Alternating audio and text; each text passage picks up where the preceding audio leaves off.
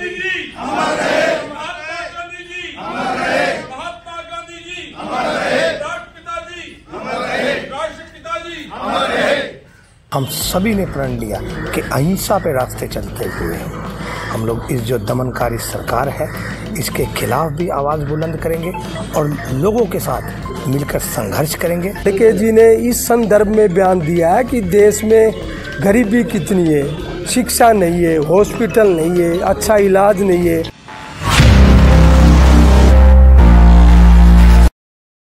दोस्तों नमस्कार। आज 30 जनवरी है। पूरे देश में राष्ट्रपिता महात्मा गांधी की आज पुण्य तिथि मनाई जा रही है।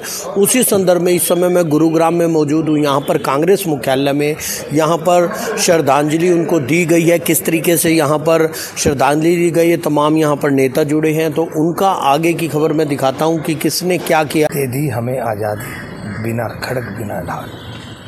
आज हम सभी ने राष्ट्रपिता महात्मा गांधी जी को याद किया, श्रद्धा सुमन अर्पित करे और साथ ही साथ हम सभी ने प्रण लिया कि अहिंसा पे रास्ते चलते हुए हम लोग इस जो दमनकारी सरकार है इसके खिलाफ भी आवाज़ बुलंद करेंगे और लोगों के साथ मिलकर संघर्ष करेंगे।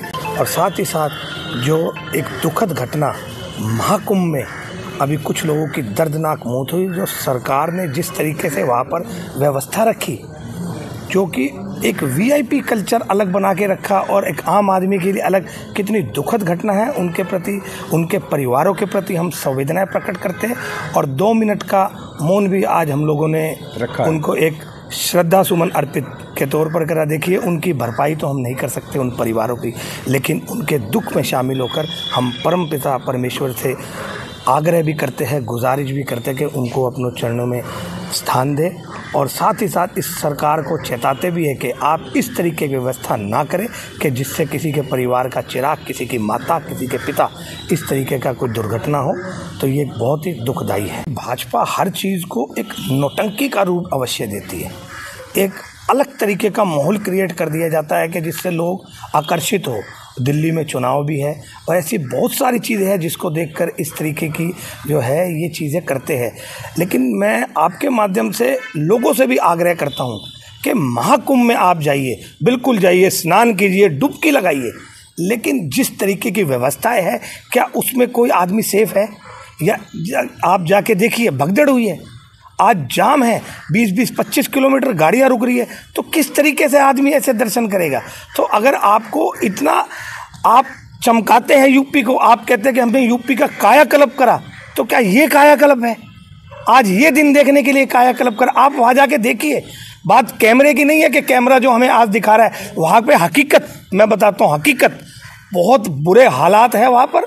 और महाकुंभ में इस तरीके की व्यवस्था होना बिल्कुल जो है इन्होंने ठीक से नहीं करा। इसके प्रबंध इनको ठीक तरीके से करने चाहिए। खड़गे जी के बयान का जवाब तो मैं बाद में देता हूँ। सर्वप्रथम आज महात्मा गांधी जो देश के राष्ट्रपिता थे, उसके 77वें 77 बलिदान दिवस के रूप में हम एकत्र हुए हैं। सत्य अहिंसा के पुजारी जिन्होंने देश को आज़ादी दिलाई और महात्मा गांधी जी के आदर्श पर आज कांग्रेस पार्टी चल रही है। इवन पूरा वर्ल्ड महात्मा गांधी जी के सत्य अहिंसा के सिद्धांत पर चल रहा है। जहाँ तक खड़गे जी के बयान की बात है, खड़गे जी ने इस संदर्भ में बयान दिया है कि देश में गरीबी कितनी है, शिक्षा नहीं है, हॉस्पिटल नहीं है, अच्छा इलाज नहीं है। 85 करोड़ लोगों को आप 5 किलो अनाज देकर गरीबी रेखा पर रख रहे हो। तो उनका ये बयान था कि महाकुंभ में कंपटीशन हो रहा है। एक दिन शाह जाते हैं, एक दिन 10 दफ़ा मोदी जाते हैं, फिर कोई और वीआईपी जाते हैं। वहाँ महाकुंभ में 3 लाइन है, एक आम जनता के लिए, एक वीआईपी लाइन और एक अखाड़ा वालों के लिए। जो ये हादसा हुआ है, जो आम जनता के जो लाइन थी, उसी लाइन से लोग आ जा रहे थे और उसी से जाना था और उसी से आना था। एक तरफ आप स्नान कर वापस आते तो भी वही लाइन है और जाने के लिए भी वही है। तो ये अव्यवस्था थी। जब ना 1 मिनट में छोटा सा उदाहरण देता हूँ। जब नारायण दत्त तिवारी जी उत्तर प्रदेश के मुख्यमंत्री थे, इसी इलाहाबाद में जब महाकुंभ हुआ था और विभूति नारायण जी उस टाइम एसपी थे, जो बाद में उत्तर प्रदेश पुलिस से डीजी रिटायर हुए। उनको नारायण दत्त तिवारी जी ने एक सख्त निर्देश दिया था कि कोई भी वीआईपी अगर स्नान करने के लिए आता तो आपने उसको वीआईपी ट्रीटमेंट नहीं देना है। और अपने कैबिनेट हर मंत्री को कह दिया था कोई वीआईपी बनकर महाकुंभ में नहीं जाएंगे। योगी जी तो अपनी पूरी कैबिनेट को लेकर वहाँ वीआईपी बनकर पूरी कैबिनेट को लेकर स्नान करने के लिए गए हैं। तो इससे हादसा होता है, ये गलत संदेश जाता है पब्लिक में।